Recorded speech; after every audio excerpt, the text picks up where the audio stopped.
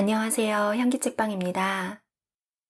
요즘 주식, 비트코인 등 투자 열풍이 일고 있죠. 이 투자의 목적은 돈입니다. 그런데 우리가 진짜 투자해야 하는 것은 건강이 아닐까요? 건강을 잃으면 돈이 무슨 소용이 있겠어요? 검진을 통한 조기 발견이 중요하지만 무엇보다 예방이 최고입니다. 그러기 위해선 식습관과 운동이 필수죠. 오늘은 일본의 영양학의 대가 미소 다다시 의학 박사가 제안하는 식습관과 건강에 대해 함께 하려고 해요. 식사가 최고의 투자입니다 라는 책인데요. 단순히 건강을 위한 식습관뿐 아니라 더 나아가 활력과 에너지 넘치는 높은 삶의 질을 영위할 수 있는 식사에 대해 이야기하고 있습니다. 특히 이렇게 먹어야 한다는 투자 식사법뿐만 아니라 먹지 말아야 하는 투자 식사법에 대한 조언이 인상 깊은데요. 그럼 지금부터 인생 최고의 투자를 함께 해볼까 합니다.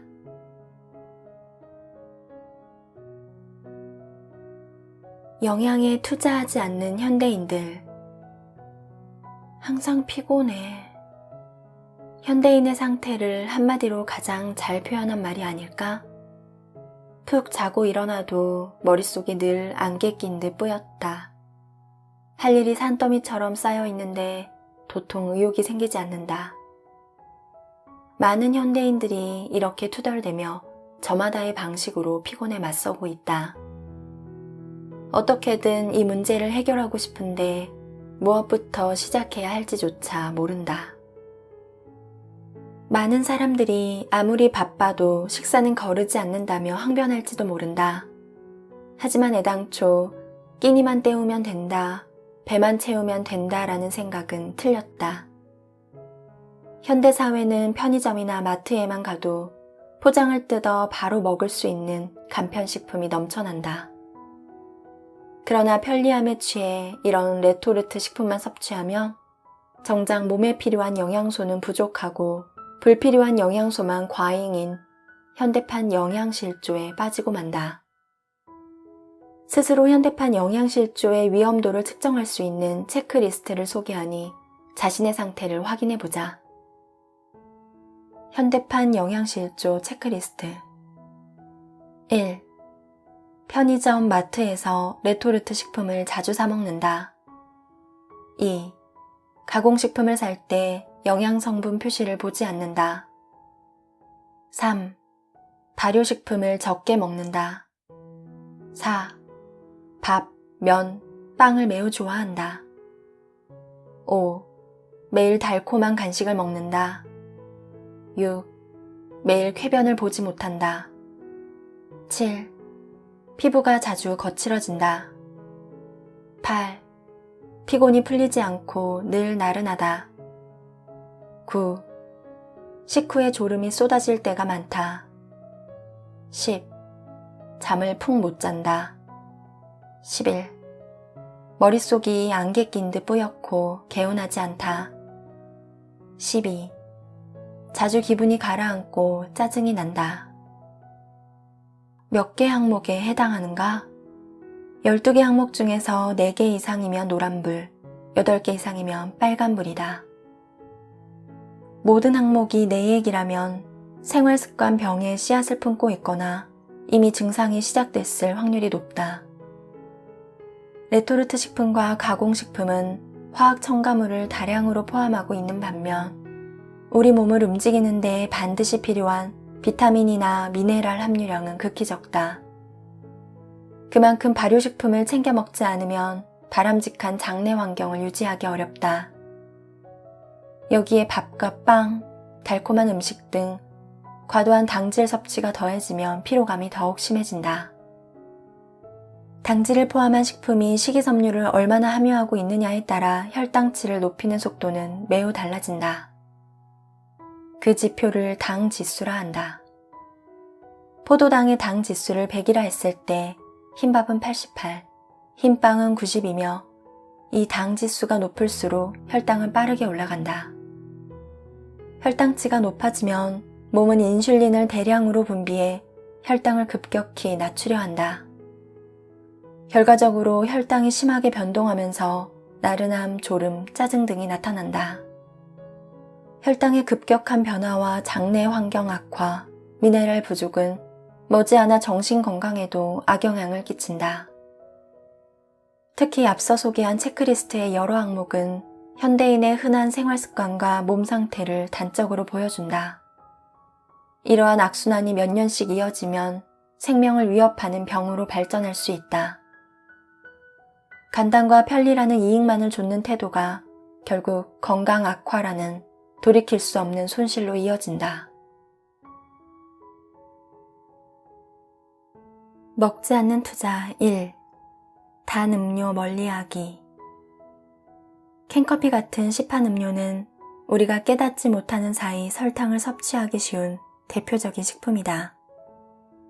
달콤한 음료를 마시면 순간적으로 많은 양의 당질이 몸에 들어와 혈당에 악영향을 미친다. 그러니 마실 거리는 물, 차, 커피를 기본으로 하고 음료에는 설탕을 첨가하지 않기를 원칙으로 삼아야 한다. 먹지 않는 투자 2. 당도 높은 과일과 채소 피하기. 최근 나오는 과일은 품종 개량으로 당도가 매우 높다. 대개 사람들은 과일은 몸에 좋으니까 설탕이 들어있는 것도 아니잖아 라고 생각하여 무심코 과일을 많이 먹곤 한다. 하지만 최적의 컨디션으로 최고의 업무 효율을 내고 싶은 사람이라면 과일 역시 가끔 즐기는 정도로만 섭취하길 권한다.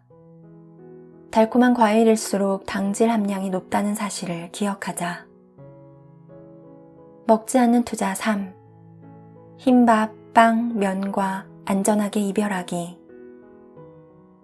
흰밥, 식빵, 국수 등 흰색 탄수화물 식품은 본래 포함해야 할 비타민, 미네랄, 식이섬유가 이미 정제되어 거의 당질만 남아있는 상태다. 영양가는 없고 열량만 높다는 의미다. 그래서 정제식품을 부르는 또 다른 단어로 텅 빈 칼로리 식품이라는 말이 있을 정도다. 텅 빈 칼로리 식품을 먹으면 열량만 채울 뿐 비타민이나 미네랄 같은 영양을 섭취하지 못하기 때문에 영양실조에 빠지고 만다. 이때 우리 뇌는 더욱 영양을 섭취하라 라는 지시를 내리기 쉽고 식욕은 더욱 왕성해진다. 흰밥이나 빵, 면을 먹을 때 과식하기 쉬운 이유가 바로 이 때문이다. 흔히 당질 제한이라 하면 탄수화물을 아예 입에도 대지 말아야 한다고 오해하는 사람이 많은데 꼭 그렇지는 않다. 탄수화물은 당질과 식이섬유이므로 양질의 탄수화물을 적정량 섭취하면 전혀 문제되지 않는다. 흰색 주식 대신 현미나 잡곡밥, 밀기울빵이나 호밀빵, 통밀을 활용한 식품을 택해보면 어떨까? 미정제 곡류는 텅 빈 칼로리 식품과 달리 비타민과 미네랄, 식이섬유가 그대로 남아있어서 자연식품이라고도 불린다. 자연 상태에 가까운 미정제 식품은 우리 몸이 소화하기 좋은 구조를 그대로 유지하고 있다. 또한 같은 음식이라도 먹는 순서를 바꾸면 혈당치 상승 속도가 달라진다. 당질이 많은 흰밥을 먼저 먹으면 아무리 소량이라도 혈당이 급격히 올라간다.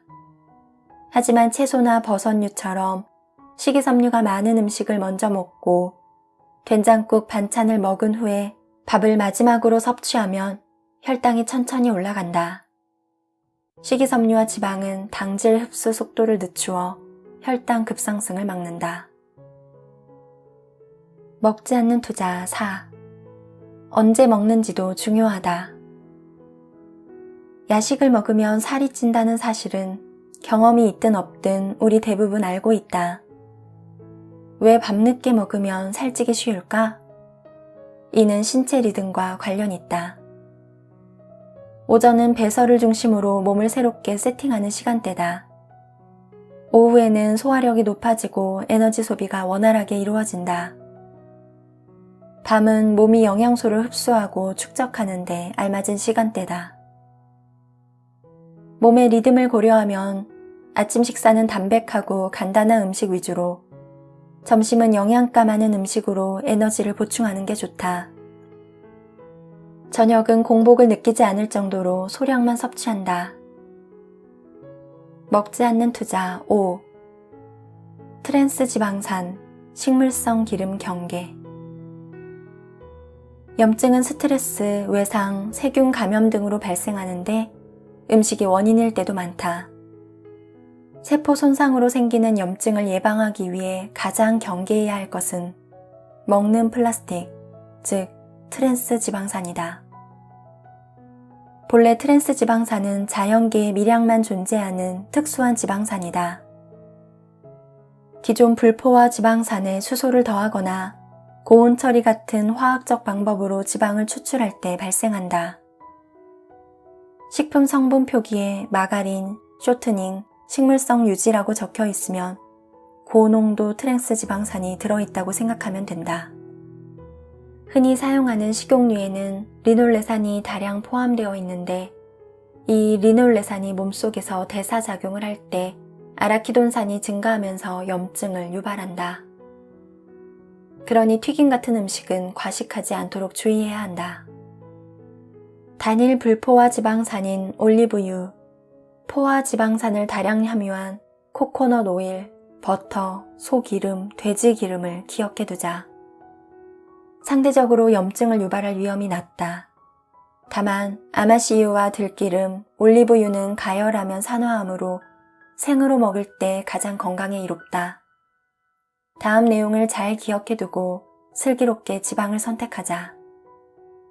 좋은 기름, 버터, 돼지기름 등 동물성 기름, 정어리, 고등어, 정갱이 같은 등푸른 생선기름, 저온 추출한 코코넛 오일, 올리브유, 나쁜 기름, 마가린, 저지방 마가린, 쇼트닝 등 트랜스 지방산, 식용유, 해바라기 씨유, 옥수수유 같은 식물성 기름.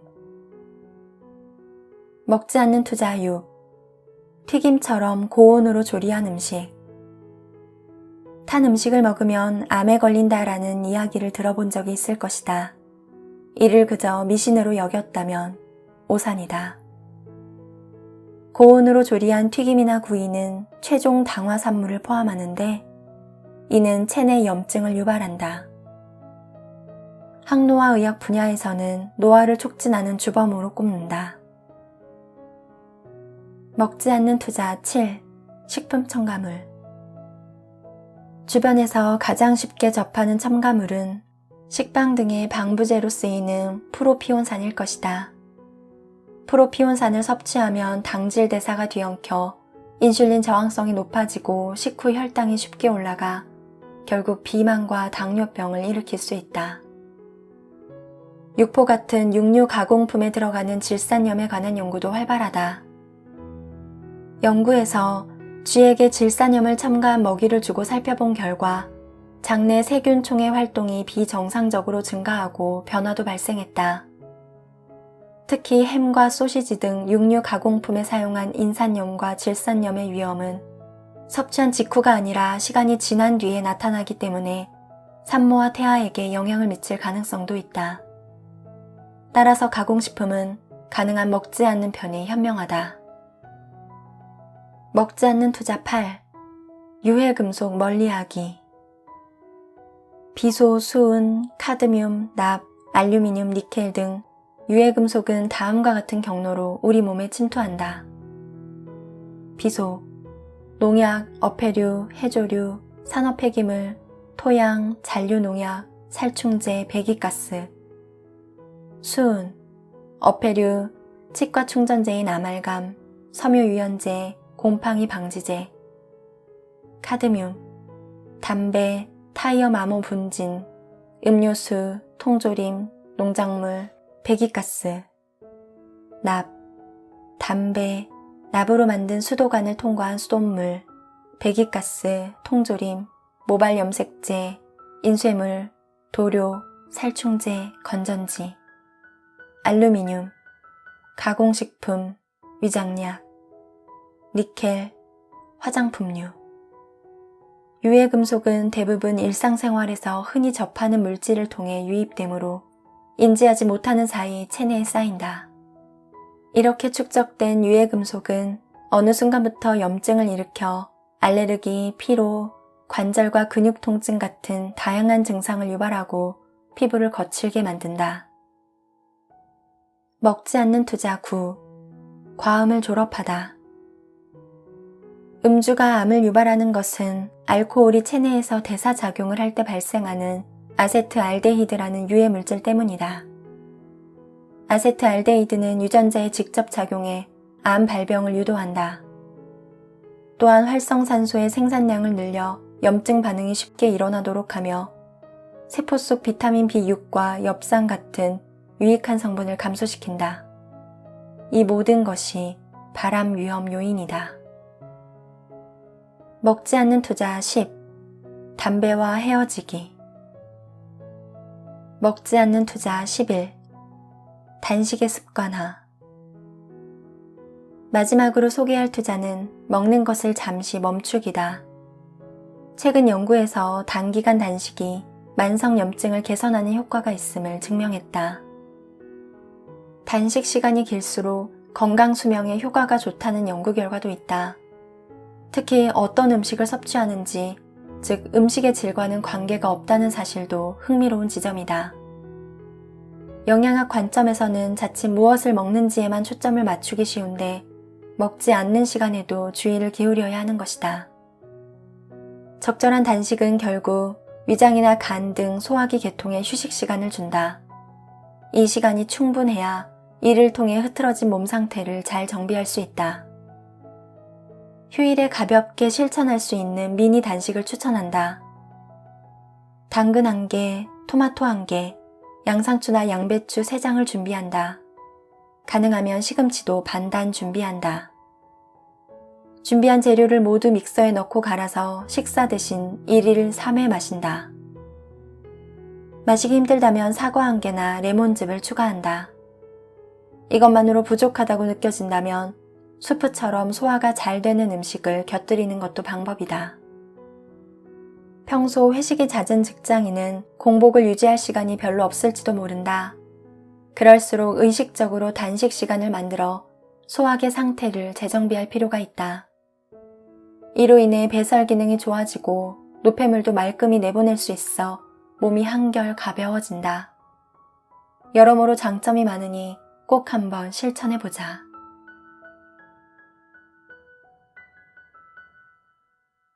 오늘의 책을 함께하면서 인생에서 가장 중요한 건강을 챙기는 하루가 되셨길 바라겠습니다. 끝까지 함께 해주셔서 감사합니다. 지금까지 향기책방이었습니다.